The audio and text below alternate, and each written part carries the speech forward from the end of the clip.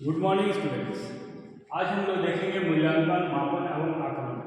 शिक्षा एवं शिक्षा मनोविज्ञान में मापन, मूल्यांकन और आकलन का बहुत महत्वपूर्ण भूमिका है। जैसे कि हम लोग हमारे जीवन में जन्म से मृत्यु तक किसी न किसी रूप में मूल्यांकन करते रहते हैं। अगर हम लोग मूल्यांकन नहीं करेंगे तो हमारा जो जीवन का जो उद्देश्य है, जीवन का उद्देश्य समाप्त हो जाएगा। जीवन के हर क्षेत्र में इस विधा का प्रयोग करते हैं। मनोविज्ञान और शिक्षा जगत में तो और भी आवश्यक, अति आवश्यक, महत्वपूर्ण है, क्योंकि इन दोनों ही विषय में किसी भी प्रकार का विकास बिना मूल्यांकन के नहीं किया जा सकता। हमारी कक्षा में कौन सा छात्र सबसे अधिक होशियार है, कौन व्यक्ति स्वार्थी है, हर आदमी मतलबी होता है, जैसे कथनों का आधार मूल्यांकन ही है। उपयुक्त प्रश्न के उत्तर बिना मूल्यांकन के नहीं दिए जा सकते हैं। मूल्यांकन द्वारा ही सावधानी पूर्वक यह निर्णय लिया जा सकता है कि कौन सी वस्तु बुरी है या अच्छी। मूल्यांकन व्यक्ति या समाज के दृष्टिकोण से यह मानता है कि कौन सी चीज अच्छी है या बुरी। इस प्रकार मूल्यांकन समाज और व्यक्ति दोनों को ही समाहित करता है। हमारी शिक्षा भी इन्हीं दोनों को महत्व देती है। शैक्षिक क्षेत्र में किसी बालक का मूल्यांकन करते समय उसका वातावरण एवं सामाजिक पृष्ठभूमि को पूरी तरह से समझ लेना अति आवश्यक होता है, क्योंकि किसी बालक को किस प्रकार की शिक्षा दी जाए उसका निश्चय बिना उसकी सामाजिक पृष्ठभूमि को जाने नहीं किया जा सकता। पिछले बालक की समस्या को भी इसके वातावरण और समाज का ज्ञान प्राप्त कर दूर किया जा सकता है। समाज के विकास का पूरा चक्र मूल्यांकन पर ही निर्भर करता है। हम लोग आगे देखेंगे कि मूल्यांकन का एक उद्देश्य होता है और उद्देश्य के अनुरूप ही हम लोग क्या करते हैं, निर्णय लेते हैं और शिक्षा देते हैं। जिसमें जैसे कि एनसीईआरटी कॉन्सेप्ट ऑफ एजुकेशन नामक पुस्तक में मूल्यांकन प्रक्रिया द्वारा क्या करते हैं, तीन बातों का जिक्र किया गया है। जैसे नंबर 1, हमने अपने उद्देश्य की सीमा तक प्राप्त किए हैं। हमने अपने उद्देश्य की सीमा तक प्राप्त किए हैं, इसका उत्तर मूल्यांकन के द्वारा ही संभव है।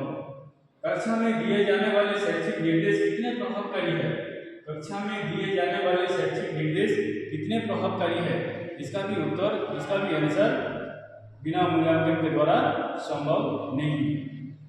शैक्षिक उद्देश्यों की पूर्ति कितने अच्छे ढंग से हुई है, शैक्षिक उद्देश्यों की पूर्ति कितने अच्छे ढंग से हुई है, इसका भी उत्तर, इसका भी आंसर बिना मूल्यांकन के द्वारा संभव नहीं है। हम लोग देखेंगे कि तीनों तत्वों से मिलकर मूल्यांकन चक्र पूरा होता है। ये तीनों जो चक्र है, इससे मिलकर क्या होता है, मूल्यांकन कंप्लीट होता है, संपूर्ण होता है। हम एक उद्देश्य लेकर मूल्यांकन प्रारंभ करते हैं और इस उद्देश्य की प्राप्ति के लिए कुछ शिक्षा देते हैं जो व्यक्ति के शैक्षणिक या अधिगम अनुभव प्रदान करती है। इस अधिगम अनुभव के आधार पर वह अपने व्यवहार में कुछ परिवर्तन लाता है। इस प्रकार मूल्यांकन की क्रिया में उद्देश्य, अधिगम अनुभव और व्यवहार परिवर्तन एक दूसरे से जुड़े रहते हैं। अतः इन तीनों में से किसी एक को भी उपेक्षित या विगलित कर मूल्यांकन की प्रक्रिया पूर्ण नहीं की जा सकती। आज शिक्षा का ह्रास कदाचित शिक्षा के उद्देश्य विहीन होने के कारण है। आवश्यकता शिक्षण और परीक्षण को उद्देश्योन्मुखी बनाने की है। नवीन प्रकार के पाठ्यक्रमों में एक उद्देश्य होना चाहिए। उद्देश्यों का चयन अति सावधानी से किया जाना चाहिए। उद्देश्य के चयन और निर्धारण के पश्चात अधिगम अनुभव प्रदान करने तथा अन्य क्रियाओं का चयन किया जाना चाहिए। आज प्रत्येक शैक्षणिक गतिविधि हर प्रकार का शिक्षण परीक्षा करने होता जा रहा है। शिक्षा को उद्देश्य केंद्रित बनाने की आज की आवश्यकता है। तो हम लोग देखें कि उद्देश्यों की पूर्ति के लिए हर तरह का उद्देश्य, शिक्षा देने का जो उद्देश्य होता है, शिक्षा देने का जो उद्देश्य होता है, या फिर देखिए आप लोग यहाँ की तीन जो हम लोग क्वेश्चन पूछे हैं, तीन जो उद्देश्य है, अपने उद्देश्य की सीमा तक प्राप्त किए हैं। दूसरा है कि कक्षा में दिए जाने वाले शैक्षिक निर्देश कितने प्रभावकारी है। और तीसरा है शैक्षिक उद्देश्य की पूर्ति कितने अच्छे ढंग से हुई है। इसका आंसर, इसका उत्तर पता करने के लिए हम लोगों को उसी मूल्यांकन के ऊपर निर्भर करना पड़ता है। बिना मूल्यांकन किए हम लोग उसका आंसर नहीं दे सकते। आगे हम लोग देखेंगे कि मूल्यांकन का अर्थ और परिभाषाएं क्या है। Definition, meaning and definition of evaluation. इसमें देखेंगे कि डॉक्टर गार्डेकर के अनुसार मूल्यांकन हमें यह बताता है कि बालक ने किस सीमा तक किन उद्देश्यों की प्राप्त किया है। मूल्यांकन हमें बताता है कि बालक ने किस सीमा तक किन उद्देश्यों को प्राप्त किया है। तो बालक को जब हम शिक्षा देते हैं तब बालक शिक्षा को किस ढंग से लिया है, किस सीमा तक प्राप्त किया है, उसको पता लगाने के लिए हम लोग क्या करते हैं, मूल्यांकन करते हैं। दूसरा है लेमन्स और गेज के अनुसार मूल्यांकन के अंदर व्यक्ति या समाज अथवा दोनों की दृष्टि में जो उत्तम अथवा वांछनीय है उसको मानकर चला जाता है। तीसरा देखेंगे क्यूलिन तथा हन्ना के अनुसार विद्यालय द्वारा हुए बालक के व्यवहार परिवर्तन के विषय में साक्ष्यों के संकलन तथा उसकी व्याख्या करने की प्रक्रिया ही मूल्यांकन है। हम लोग देखेंगे जेम्स ली के अनुसार जो डेफिनेशन है इससे अच्छे से पता चलेगा कि मूल्यांकन विद्यालय कक्षा तथा स्वयं के द्वारा निर्धारित शैक्षिक उद्देश्य को प्राप्त करने के संबंध में छात्र की प्रगति की जांच है। मूल्यांकन का मुख्य प्रयोजन छात्र के सीखने की प्रक्रिया को अग्रसर एवं निर्देशित करता है। इस प्रकार मूल्यांकन एक नकारात्मक प्रक्रिया न होकर एक सकारात्मक प्रक्रिया है। तो ये है मूल्यांकन। अब हम लोग देखेंगे मूल्यांकन की विशेषताएं। मूल्यांकन की विशेषताएं क्या क्या है? मूल्यांकन एक व्यापक प्रक्रिया है जिसमें आकलन तथा मापन दोनों ही समाहित होते हैं। मूल्यांकन ऐसा है प्रक्रिया है जिसका अंदर क्या है, आकलन और मापन, ये दोनों क्या है, इंक्लूड है। दोनों इंक्लूड करके क्या करते हैं हम लोग, ये दोनों इस आकलन और मापन के द्वारा क्या करते हैं, मूल्यांकन प्रक्रिया को हम लोग संपूर्ण करते हैं, पूरा करते हैं। दूसरा है मूल्यांकन एक निरंतर चलने वाली प्रक्रिया है। इसमें छात्र की प्रगति की जांचने के लिए इस प्रकार के प्रयास करने पड़ते हैं। मूल्यांकन जैसे हम शुरू में बोले हैं कि मूल्यांकन क्या करते हैं कि किसी उद्देश्य को लेकर किया जाता है।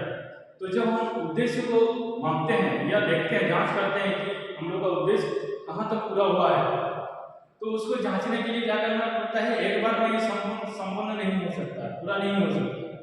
ये इसीलिए बोला गया है कि ये कॉन्टिन्यूअस निरंतर चलने वाली प्रक्रिया है। बार बार हम लोग को देखना पड़ता है कि उद्देश्य कहाँ तक पूरा हुआ है। हमारा जो उद्देश्य, शिक्षा देने का जो उद्देश्य है, टीचिंग लर्निंग प्रोसेस का जो उद्देश्य होता है, वो उद्देश्य कहाँ तक पूरा हुआ है, इसको मापने के लिए, इसको जांचने के लिए क्या करना पड़ता है, बार बार हम लोग को इवैल्यूएशन करना पड़ता है। तीसरा है मूल्यांकन के द्वारा निर्धारित उद्देश्य की प्राप्ति के संदर्भ में शिक्षक छात्र शिक्षण विधि, शैक्षिक व्यवस्था की गुणवत्ता कैसी रही, इसकी जांच करना संभव है। मूल्यांकन के द्वारा क्या कर सकते हैं कि निर्धारित उद्देश्य की प्राप्ति के संदर्भ में शिक्षक छात्र शिक्षण विधियां, ऐसे शैक्षिक व्यवस्था की गुणवत्ता कैसी रही है, इसकी जांच करना संभव है। चौथा देखिए, मूल्यांकन की विधियों तथा तकनीकों का क्षेत्र मात्र कुछ परीक्षणों या परंपरागत तरीकों तक ही सीमित न होकर बहुआयामी साधन के प्रयोग के लिए काफी लचीलापन तथा व्यापकता प्रदान करता है। पांचवा नंबर देखेंगे कि मूल्यांकन शिक्षण अधिगम परिणामों को मात्रात्मक एवं गुणात्मक दोनों तरह से प्रस्तुत करता है। अब देखेंगे उद्देश्य क्या है, मूल्यांकन के उद्देश्य क्या है, ऑब्जेक्टिव और इवैल्यूएशन। और मूल्यांकन के उद्देश्य में देखेंगे कि परीक्षा प्रणाली में सुधार किया जा सके। परीक्षा प्रणाली में सुधार के लिए हम लोग इवैल्यूएशन का मदद ले सकते हैं। दूसरा, छात्रों को निर्देशन एवं परामर्श दिया जा सके, इसके लिए भी मूल्यांकन का सहायता ले सकते हैं। छात्रों का वर्गीकरण किया जा सके, क्योंकि जब हम किसी मेथड का प्रयोग करते हैं, स्किल का प्रयोग करते हैं, तो सभी के लिए वो अनुकूल नहीं होता।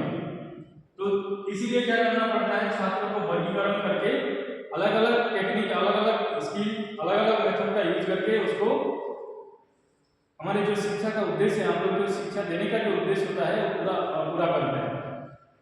तीसरा देखेंगे, चौथा देखेंगे छात्र की व्यक्तिगत भिन्नताओं का पता लगाया जा सके। व्यक्तिगत भिन्नताओं का पता लगाया जा सके। पांचवा नंबर, छात्र की अधिगम संबंधी कठिनाइयों का पता लगाया जा सके। छठा नंबर देखेंगे, छात्रों के लिए नवीन शिक्षण व्यूह रचना का विकास किया जा सके, ब्लूप्रिंट। 7 नंबर में देखेंगे, छात्रों को उनकी प्रगति के संबंध में जानकारी दी जा सके कि उसका कितना डेवलप हुआ है, कितना प्रोग्रेस हुआ है।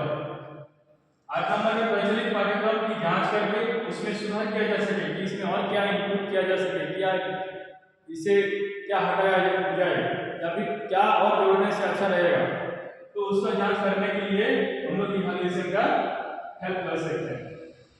अनुदेशन की प्रभावशीलता का पता लगाया जा सके। चौथा नंबर 10 नंबर में बालक की अधिगम संबंधी नवीन प्रविधियों के निर्माण में सहायता दी जा सके। तो इतना है मूल्यांकन का उद्देश्य। इन्हीं उद्देश्यों के लिए हम क्या करते हैं, मूल्यांकन करते हैं। मूल्यांकन के सिद्धांत, मूल्यांकन प्रक्रिया के सिद्धांतों को निम्नलिखित रूप से वर्णित किया जा सकता है। नंबर 1 कि किसी भी कार्य के लिए उपकरणों का चुनाव इस तथ्यों पर निर्भर करता है कि उस कार्य का उद्देश्य क्या है। जैसा उद्देश्य होता है उस उद्देश्य के अनुरूप हम लोग क्या करते हैं, इसमें उपकरणों का चुनाव करते हैं। उद्देश्य को पूरा करने के लिए, हमारा जो उद्देश्य होता है उस उद्देश्य को पूरा करने के लिए हम लोग उसी प्रकार का उपकरणों का चुनाव करते हैं। दूसरा है कि मूल्यांकन के लिए उपकरणों का प्रयोग करते समय यह ध्यान रखना चाहिए कि उसमें हमारे उद्देश्य की पूर्ति हो रही है। जो उपकरण हम लोग चुने हैं, उपकरण के द्वारा हम लोग का उद्देश्य पूर्ति हो रहा है कि नहीं हो रहा है, इस चीज को ध्यान में रखना है। तीसरा देखेंगे, किसी व्यक्ति या समूह के पूर्ण मूल्यांकन के लिए विविध विधियों और उपकरणों का प्रयोग करना चाहिए, क्योंकि किसी एक उपकरण द्वारा पूर्ण मूल्यांकन प्राप्त नहीं किया जा सकता। जब हम समूह के पूर्ण मूल्यांकन करते हैं, समूह का मूल्यांकन करते हैं, तब क्या करते हैं, तब ये करना चाहिए कि विविध विधियों का और उपकरणों का उपयोग इसमें करना चाहिए, क्योंकि एक उपकरण से समूह का मूल्यांकन संभव नहीं है। 4 नंबर में उपकरणों की उपयोगिता का मूल्यांकनकर्ता को पूर्ण ज्ञान होना चाहिए। उपकरणों की उपयोगिता का मूल्यांकनकर्ता को पूर्ण ज्ञान होना चाहिए। इनके अच्छा या उत्तम होने के लिए किन विशेषताओं का इनमें होना वांछित है, यह अवश्य देख लेना चाहिए।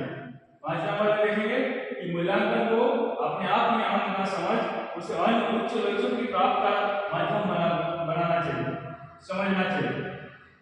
और 6 में मूल्यांकन करते समय मूल्यांकनकर्ता को मूल्यांकन के नैतिक मूल्यों को ध्यान में रखना अति आवश्यक होता है। तो यह मूल्यांकन के सिद्धांत है। अब नेक्स्ट देखेंगे मूल्यांकन प्रक्रिया के चरण, स्टेप्स ऑफ इवैल्यूएशन प्रोसेस। तो सबसे पहले उद्देश्यों का निर्धारण एवं परिभाषित करो।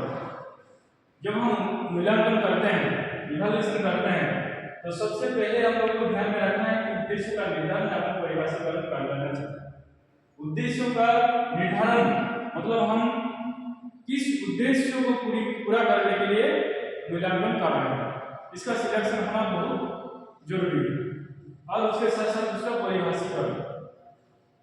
नेक्स्ट देखेंगे कि अधिगम अनुभव की योजना बनाना। जैसे कि एक बार उद्देश्य को परिचय लेने और उसका निर्धारण कर लेने के पश्चात अधिगम अनुभव की ओर ध्यान देना चाहिए। अधिगम अनुभव से तात्पर्य एक ऐसी परिस्थिति का निर्माण करना, एक ऐसी परिस्थिति का निर्माण करना जिसमें बालक वांछित क्रिया कर सके, अर्थात वो उद्देश्य के अनुरूप प्रतिक्रियाएं व्यक्त कर सके। उद्देश्य के अनुरूप प्रतिक्रियाएं बालक के द्वारा उद्देश्य के अनुसार प्रतिक्रियाएं व्यक्त करे, ऐसा परिस्थिति, ऐसा एनवायरनमेंट का निर्माण करना जरूरी है। तो इसके लिए अधिगम अनुभव की योजना बनाना जरूरी है। एक उद्देश्य की पूर्ति के लिए अनेक अनुभवों की योजना तैयार करनी पड़ती है।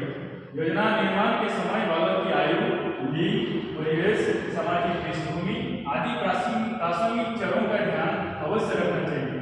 इन्हीं के आधार पर शिक्षण सामग्री, शिक्षण विधि, साधन व माध्यम की व्यवस्था की जानी चाहिए। तीसरा है विभिन्न उपकरणों के माध्यम से साक्ष्य प्रदान करना, evidence, providing evidence through various tools of evaluation. उद्देश्य एवं अधिगम अनुभव की योजना तैयार हो जाने पर मूल्यांकनकर्ता को उपयुक्त उपकरण के चयन और विकास की और प्रयत्न करना चाहिए। इन उपकरणों की प्रयोग कर साक्ष्य एकत्रित करें। इन साक्ष्यों के आधार पर व्यवहार परिवर्तन का मूल्यांकन करना चाहिए। चौथा है व्यवहार परिवर्तन के क्षेत्र, areas of change in behaviour. बालक के जीवन में आने वाले व्यवहार परिवर्तन मूल्यांकन के फलस्वरूप ही होते हैं। मूल्यांकन इन व्यवहार परिवर्तनों के लिए एक माध्यम का कार्य करता है। व्यवहार परिवर्तन को मुख्यतः 3 पक्षों में विभाजित किया जा सकता है। ऐसे कैसे व्यवहार परिवर्तन, जैसे ज्ञानात्मक पक्ष, कॉग्निटिव एस्पेक्ट के तौर पर क्या-क्या बिहेवियर में परिवर्तन होगा कि विशेष तथ्यों का ज्ञान होगा। विशेष तथ्यों का ज्ञान। दूसरा है विशिष्ट तथ्यों की प्राप्त करने की विधियों का ज्ञान, मान्यताओं एवं परंपराओं का ज्ञान, मापदंडों का ज्ञान, सिद्धांत एवं सामान्यीकरण का ज्ञान, घटनाओं का ज्ञान, विधियों और प्रणालियों का ज्ञान। ये सभी जो 6 स्तर होते हैं, प्रत्यावाहन तथा अभिज्ञान, बोध, प्रयोग, विश्लेषण, संश्लेषण तथा मूल्यांकन, इस पक्ष के 6 स्तर। तो ज्ञानात्मक पक्ष में ये सब आपका व्यवहार में परिवर्तन दिखेगा। और दूसरा भावात्मक पक्ष, अफेक्टिव एस्पेक्ट, इसमें क्या क्या परिवर्तन दिखेगा, कहाँ परिवर्तन दिखेगा कि ग्रहण करना, बच्चों क्या सीखेगा, ग्रहण करना सीखेगा, प्रतिक्रिया करना सीखेगा, अंतर्मूल्यन करना सीखेगा, विचारण करना सीखेगा, व्यवहार व्यवस्थापन सीखेगा और चरित्रीकरण सीखेगा। तीसरा है क्रियात्मक पक्ष। क्रियात्मक पक्ष में क्या है, इसमें भी इसको भी 6 स्तरों में बांटा गया है, जैसे उत्तेजना, क्रियान्वयन, नियंत्रण, समायोजन और स्वाभाविकरण कौशल। अब हम लोग देखेंगे मूल्यांकन के उपकरण एवं प्रविधियां, tools and techniques of evaluation. Tools and techniques of evaluation में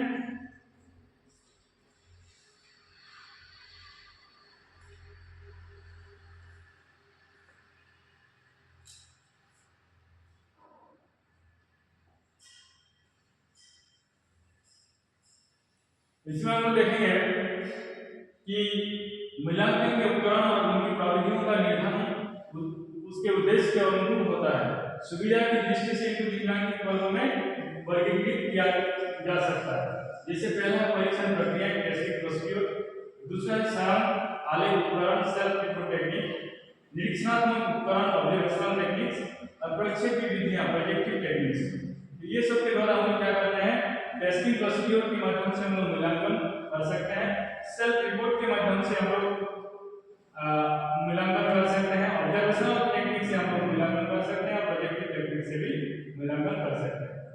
परीक्षण प्रक्रियाएं क्या क्या है, इसमें लिखित परीक्षा के माध्यम से, परीक्षण प्रक्रिया में क्या क्या निहित है या इंक्लूड है, लिखित परीक्षा के माध्यम से, दूसरा है मौखिक परीक्षा के माध्यम से, तीसरा है प्रयोगात्मक परीक्षा के द्वारा, चौथा है निष्पादन द्वारा और पांचवा है स्वयं निर्मित कृतियों द्वारा।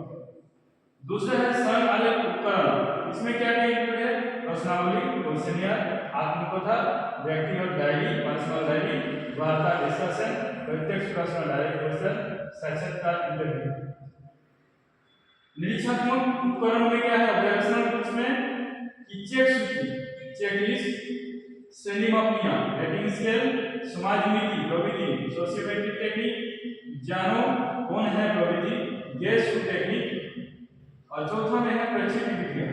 प्रक्षेप विधियां में प्रोजेक्टिव टेक्निक, इसके अंतर्गत क्या क्या है कि रोडसा परीक्षण, रोडसा टेस्ट, टीएटी, वाक्य पूर्ति परीक्षण, सेंटेंस कंप्लीशन, गुणियों का खेल, उपकरण में से आवश्यकतानुसार एक या अधिक उपकरणों का प्रयोग किया जा सकता है। तो इतने सारे उपकरण इवैल्यूएशन के टाइम हम लोग कर सकते हैं, या फिर ये बोल सकते हैं टेक्निक्स या टूल्स का उपयोग मूल्यांकन करते समय कर सकते हैं। धन्यवाद।